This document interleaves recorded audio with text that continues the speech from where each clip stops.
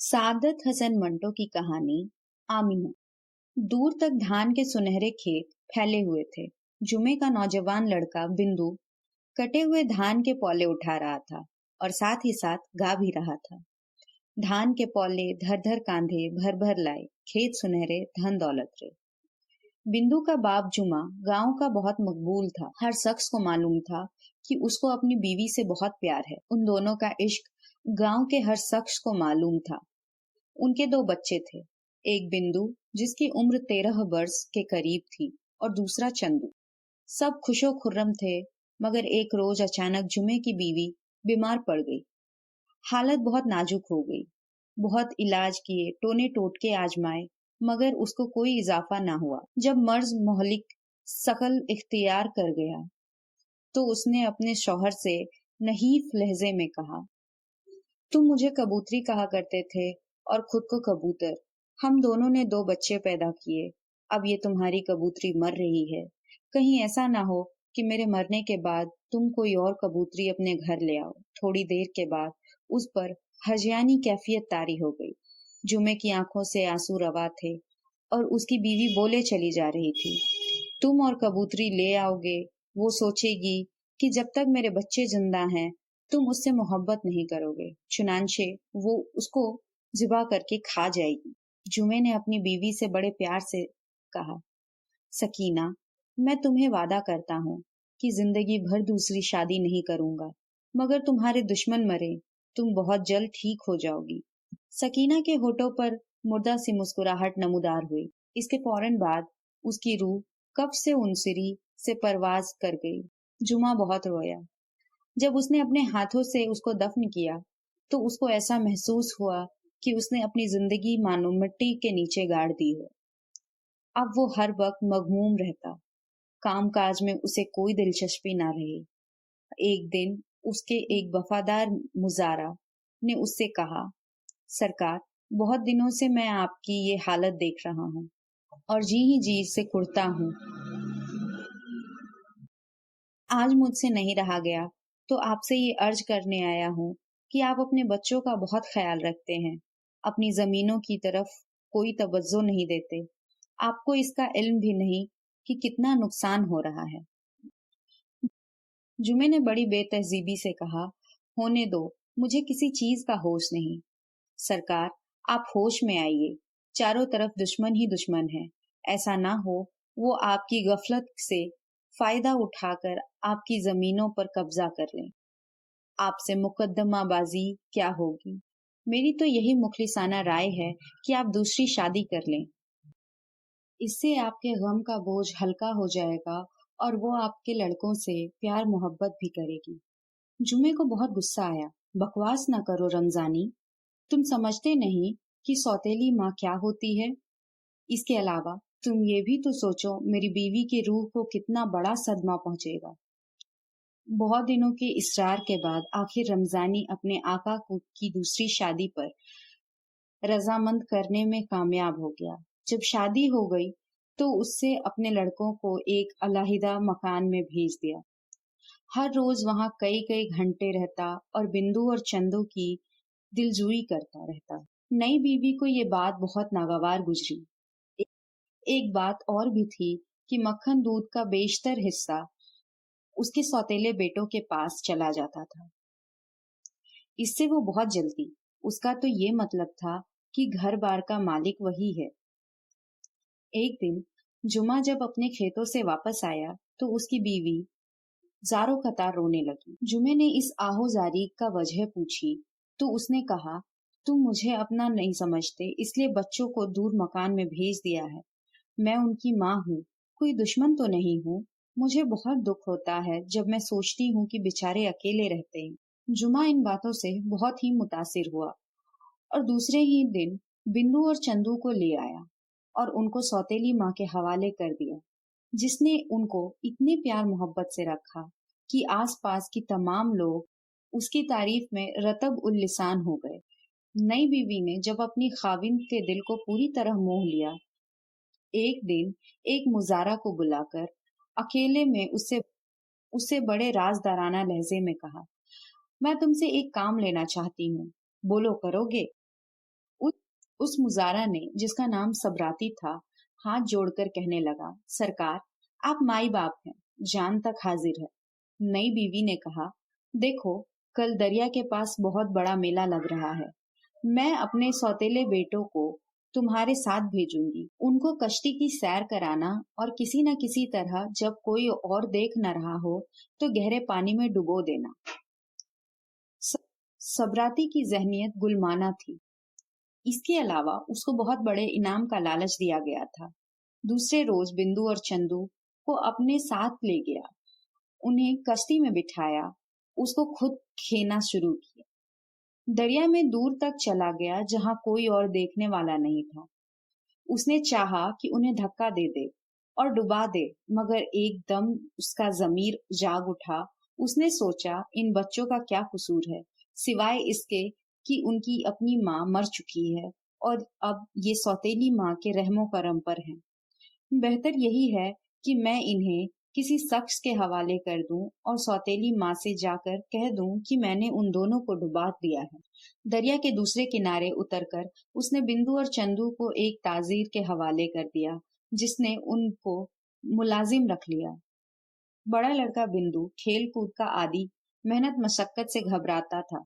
ताजीर के यहाँ से भाग निकला और पैदल चलकर दूसरे शहर जा पहुंचा, मगर वहां उसे एक दौलतमंद आदमी के यहाँ, जिसका नाम कलंदर बेग था, पनाह लेनी पड़ी। कलंदर बेग नेक दिल आदमी था। उसने चाहा कि बिंदु को अपने यहाँ नौकर रख ले। चुनांचे उसने उससे पूछा, बरखुरदार, क्या तनख्वाह लोगे? बिंदु ने जवाब दिया, जनाब, मैं तनख्वाह नहीं लूंगा। कलंदर बेग की किसी कदर हैरत हुई। लड़का शक्लो सूरत का अच्छा था, उसमें गवारपन भी नहीं था। उसने पूछा, तुम किस खानदान के हो, किस शहर के बाशिंदे हो? बिंदु ने इस सवाल को कोई जवाब ना दिया और खामोश रहा, फिर रोने लगा। कलंदर बेग ने उससे मजीद इस्तिफसार करना मुनासिब ना समझा। जब बिंदु को उसके यहाँ रहते हुए काफी अरसा गुजर गया, तो कलंदर बेग उसकी खुश अतवारी से बहुत मुतासिर हुआ। एक दिन उसने अपनी बीवी से कहा, बिंदु मुझे बहुत पसंद है, मैं तो सोचता हूँ उससे अपनी एक लड़की ब्याह दूं। बीवी को अपने खाविंद की ये बात बुरी लगी, लेकिन आखिर उसने कहा, आप उसके खानदान के मुतालिक तो दरियाफ्त कीजिए। कलंदर बेग ने कहा, मैंने एक मर्तबा उससे उसके खानदान के मुतालिक पूछा था, तो वो ज़ारो कतार रोने लगा। फिर मैंने इस मौजू पर उससे कोई कभी भी गुफ्तगू नहीं की। बिंदु कई बरस कलंदर बेग के यहाँ रहा। जब 20 बरस हो गया, तो कलंदर बेग ने अपना सारा कारोबार उसके सुपुर्द कर दिया। काफी अरसा गुजर गया। एक दिन बिंदु ने बड़े अदब से अपने आका से दरख्वास्त की, दरिया के उस पार दूर जो एक गांव है, वहां मैं छोटा मकान बनवाना चाहता हूँ। क्या मुझे आप इतना रुपया मरहमत फरमा सकते हैं कि मेरी ये ख्वाहिश पूरी की जाए? कलंदर मुस्कुराया, तुम जितना रुपया चाहो ले सकते हो बेटा, लेकिन ये बताओ कि तुम दरिया पार उतनी दूर मकान क्यों बनवाना चाहते हो? बिंदु ने जवाब दिया, ये राज आप पर अनकरीब खुल जाएगा। बिंदु और चंदू का बाप अपने बेटों के फिराक में घुल घुल कर मर चुका था। मुजारों की बड़ी अबतर हालत थी, इसलिए कि जमीनों की देखभाल करने वाला कोई भी न था। बिंदु बहुत सा रुपया लेकर अपने गांव पहुंचा, एक पक्का मकान बनवाया और मुजारों को खुशहाल कर दिया। बिंदु का भाई चंदू जिस शख्स के यहाँ मुलाजिम हुआ था, उसने उसको बेटा बना लिया था। एक दफा वो खतरनाक तौर पर बीमार पड़ गया, तो उस शख्स की बीवी ने, जिसका नाम समद खान था, अपनी बेटी आमीना से कहा कि वो उसकी तीमारदारी करे। आमीना बड़ी नाजुक इंदाम हसीन लड़की थी। दिन रात उसने चंदू की खिदमत की, आखिर वो सेहतमंद हो गया। तीमारदारी के इस दौर में वो कुछ इस तरह घुल मिल गया था कि उन दोनों को एक दूसरे से मोहब्बत हो गई। मगर चंदू सोचता था कि आमीना एक दौलतमंद लड़की है और मैं महज कंगाल। उनका आपस में क्या जोड़ है? उसके वालिद भला कब उनकी शादी पर राजी होंगे? लेकिन आमीना की लेकिन लेकिन आमीना को किसी कदर यकीन था कि उसके वालिदैन राजी हो जाएंगे, इसलिए कि वो चंदू को बड़ी अच्छी निगाहों से देखते थे। एक दिन चंदू गाय भैंसों के रेवड़ को जौहर पर पानी पिला रहा था कि आमिना दौड़ती हुई आई। उसकी सांस फूली हुई थी, नन्हा सा सीना धड़क रहा। उसने खुश खुश चंदू से कहा, एक अच्छी खबर लाई हूँ। आज मेरी माँ और बाप मेरी शादी की बात कर रहे थे। उन्होंने फैसला किया है कि तुम बड़े अच्छे लड़के हो, इसलिए तुम्हें मेरे साथ ब्याह देना चाहिए। चंदू इस कदर खुश हुआ कि उसने आमिना को उठाकर नाचना शुरू कर दिया। उन दोनों की शादी हो गई। 1 साल के बाद उनके यहाँ एक लड़का पैदा हुआ जिसका नाम जमील रखा गया। जब बिंदु अपने गांव में अच्छी तरह जम गया तो उसने भाई का पता लिया, जाके उससे मिला। दोनों बहुत खुश हुए। बिंदु ने उससे कहा, अब अल्लाह का फजल है, चलो मेरे साथ और दीवानी संभालो। मैं चाहता हूँ तुम्हारी शादी अपनी साली से करा दूं, बड़ी प्यारी लड़की है। चंदू ने उसको बताया कि वो पहले ही शादीशुदा है। सारे हालात सुनकर बिंदु ने उसको समझाया, कलंदर बेग बेहद दौलतमंद आदमी है, उसकी लड़की से शादी कर लो, सारी उम्र ऐश करोगे, आमिना के बाप के पास क्या पड़ा है।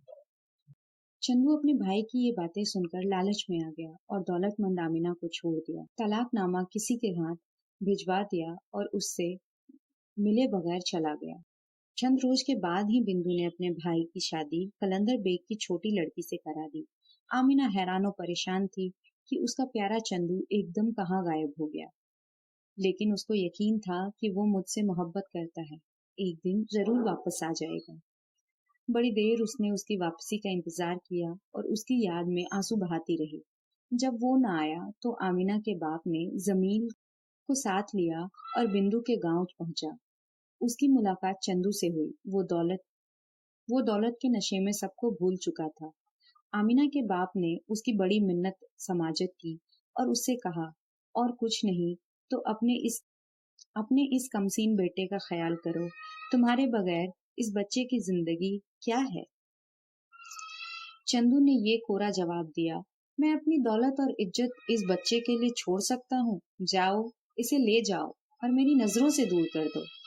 जब आमिना के बाप ने और ज्यादा मिन्नत समाजत की तो चंदू ने उस बुढ़े को धक्के देकर बाहर निकलवा दिया, साथ ही साथ अपने बच्चे को भी। बूढ़ा बाप गमो अंदोज से चूर घर पहुंचा तो आमिना को सारी दास्तान सुना दी। आमिना को इस कदर सदमा पहुंचा कि पागल हो गई। चंदू पर पे दर पे इतने मसाइब आए कि उसकी सारी दौलत उजड़ गई। भाई ने भी आंख फेर ली, बीवी लड़ झगड़ कर अपने मायके चली गई। अब उसको आमिना याद आई। वो उससे मिलने के लिए गया। उसका बेटा जमील, हड्डियों का ढांचा, उससे घर के बाहर मिला। उसने उसको प्यार किया और आमिना के मुतालिक पूछा। जमील ने उससे कहा, आओ तुम्हें बताता हूँ मेरी माँ आजकल कहाँ रहती है। वो उसे दूर ले गया और एक कब्र की तरफ इशारा करके कहा, यहाँ रहती है आमिना अम्मा।